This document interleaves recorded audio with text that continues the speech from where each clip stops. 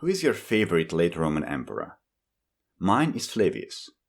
He did a lot of great things. Too bad his sons Flavius, and Flavius couldn't get along and continue his work. His nephew Flavius even tried to reverse his policies. The later imperial duo of Flavius and Flavius had their hands full of other problems. And don't get me started on Flavius and his sons Flavius and Flavius.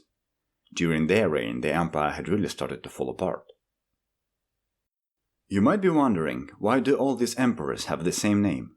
In fact, if you just pick any random prominent Roman of the late empire, his first name would most likely be Flavius. This is a question I myself asked not long ago. So in this video I would like to give you an answer.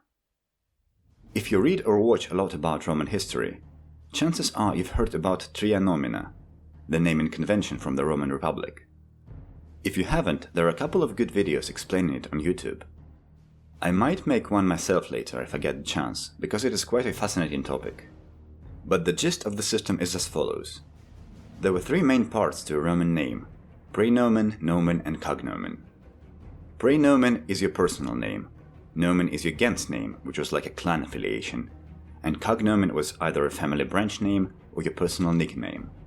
And a man could have multiple cognomens, or cognomina. So Gaius Julius Caesar was a man called Gaius from the Kaiser branch of the Julii clan. This system worked when Rome was an Italian republic, dominated by several hugely influential aristocratic families. But as it transformed into a multi-ethnic empire, the convention changed.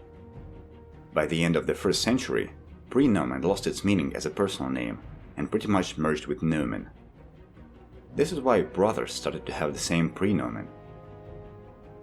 While in Republican times, brothers could be differentiated by their first name, such as Lucius Cornelius Scipio and Publius Cornelius Scipio.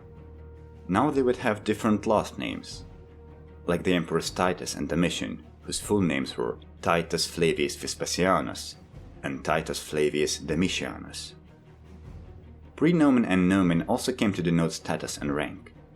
The first prominent example of this change is Augustus, who upon assuming the supreme power over Rome, adopted the regal name of Imperator Kaiser Augustus.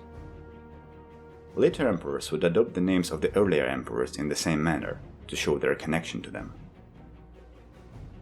One of the biggest developments to the naming convention came in 212 AD with the Edict of Caracalla, which gave full citizenship to all free men in the empire. To be a citizen, a man needed to have a Roman name, instead of just his single native name. So pretty much every common man in Rome adopted Marcus Aurelius as his name. Marcus Aurelius Antoninus was the full name of Caracalla, who adopted it to show his connection to the Antonine dynasty and to the man we actually know as Marcus Aurelius. Since a huge number of Romans now had the name Marcus Aurelius, it simply became a sign of citizenship. In official documents, it would be written as M. Aurelius, because the Romans shortened the first name in writing. This was now basically the equivalent of Mr. in English, used in official circumstance, but not in common parlance, since everyone was M. Aurelius. So how come the later emperors were all Flavius and not M. Aurelius? For this, as for a lot of other things, we'd have to thank Constantine the Great. Flavius was a name of the old Roman plebeian gens Flavii. As you can recall from earlier in this video, 3 members of this clan were Roman emperors in the late 1st century AD. Emperor Vespasian and his sons Titus and Domitian are collectively known as the Flavian dynasty. Constantine's father's full name was Flavius Valerius Constantius.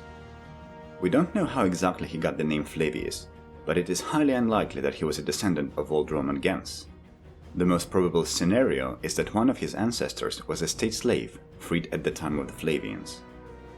It was customary for a freed slave to adopt the name of their former master. When Constantine defeated all of his enemies in his civil wars, the name Flavius once again became synonymous with imperial rule. So even when his dynasty ended, members of the new ruling family, the Valentinians, also adopted Flavius as their first name. The Romans who entered into imperial service would also add Flavius to their name in place of lowly Aurelius. This is why prominent late Roman generals like Stilicho and Aetius also have the name Flavius. By the 5th century, Flavius simply became a status symbol, denoting a connection to imperial rule, while Aurelius remained a commoner name.